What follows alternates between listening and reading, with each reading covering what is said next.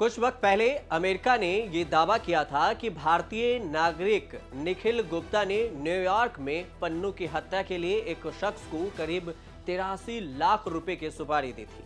अमेरिकी कोर्ट में पेश दस्तावेजों में दावा यह भी किया गया कि निखिल गुप्ता को भारत सरकार के कर्मचारी ने निर्देश दिए थे।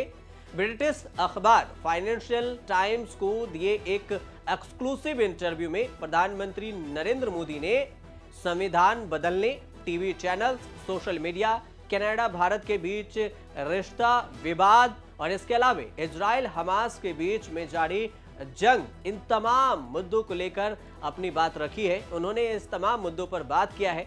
तो आपको इस वीडियो में इसी तमाम मुद्दों को लेकर एक एक कर प्रधानमंत्री मोदी ने क्या कुछ कहा वो सब बताने वाले हैं।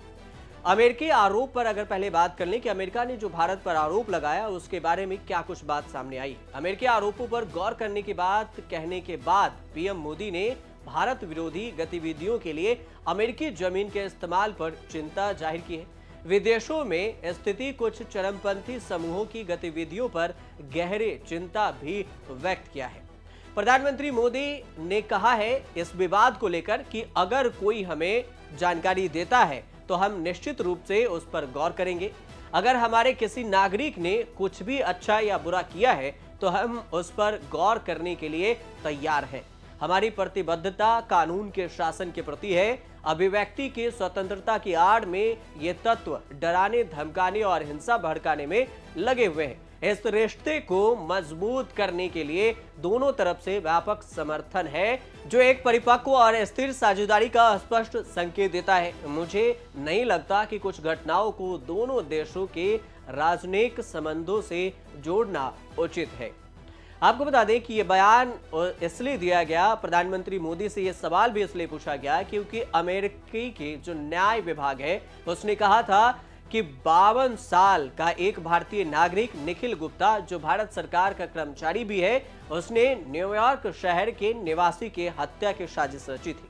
विभाग ने खालिस्तानी आतंकवादी गुरु पतवंत सिंह पन्नू का नाम नहीं लिया है, लेकिन उसका इशारा पन्नू की तरफ ही है क्योंकि पन्नू अमेरिकी शहर न्यूयॉर्क में ही रहता है। विभाग के मुताबिक ये भारतीय नागरिक, जो निखिल गुप्ता नाम है, सुरक्षा प्रबंधन और खुफिया सूचनाओं को देखता था। निखिल गुप्ता पर यह भी आरोप लगे हैं कि उसने पन्नू की हत्या के लिए $1 लाख देने की बात कही थी।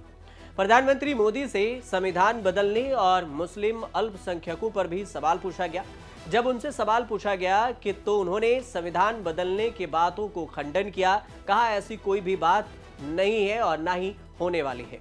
प्रधानमंत्री मोदी ने जो फाइनेंशियल टाइम्स को इंटरव्यू दिया है उसमें उनसे पूछा गया कि भारत में मुस्लिम अल्पसंख्यकों का क्या भविष्य है।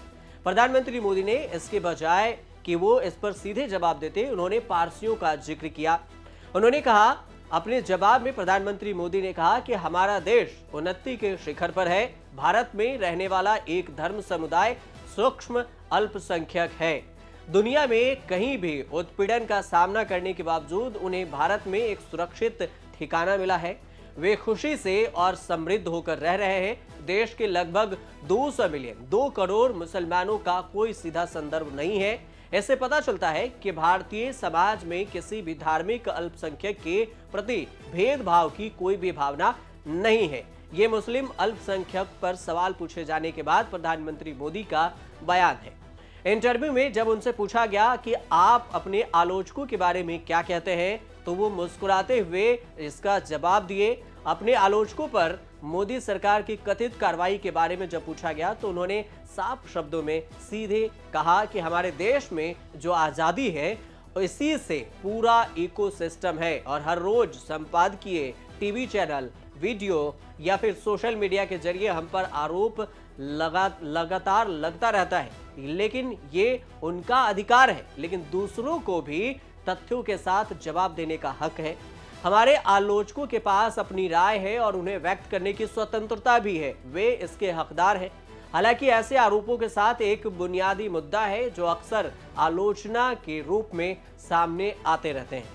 विपक्ष मोदी सरकार पर आरोप लगाती है कि देश में विपक्ष के लिए एक स्वस्थ लोकतंत्र नहीं है, लोकतंत्र को खत्म कर दिया गया है, बोलने की आजादी को खत्म कर दिया गया है। इस पर प्रधानमंत्री मोदी ने इंटरव्यू में जवाब दिया और उन्होंने कहा कि ये दावे न केवल भारतीय लोगों की बुद्धिमत्ता का अपमान करते हैं, बल्कि विविधता और लोकतंत्र जैसे मूल्यों के प्रति उनकी गहरी प्रतिबद्धता को भी कम आंकते हैं। संविधान में संशोधन की कोई भी बात नहीं हो रही है, निरर्थक है ये बात, कोई भी बदलाव नहीं किया जाएगा। फाइनेंशियल टाइम्स को दिए एक एक्सक्लूसिव इंटरव्यू में प्रधानमंत्री मोदी ने कई मुद्दों पर खुलकर अपनी बात रखी। इस कड़ी में जब इजराइल हमास जंग पर उनसे पूछा गया तो उस पर भी उन्होंने जवाब दिया। मोदी ने कहा कि उनके सरकार ने ज्यादातर बेंजामिन नेतन्याहू के सरकार की आलोचना करने से परहेज किया है। भारत जो लंबे समय से फिलिस्तीनी मुद्दे का कट्टर समर्थक रहा है, अगर शांति की दिशा में प्रयासों को आगे बढ़ाने के लिए भारत कुछ भी कर सकता है तो वो निश्चित रूप से करेगा और हम आगे भी करते रहेंगे। आप देखते रहिए न्यूज़ तक।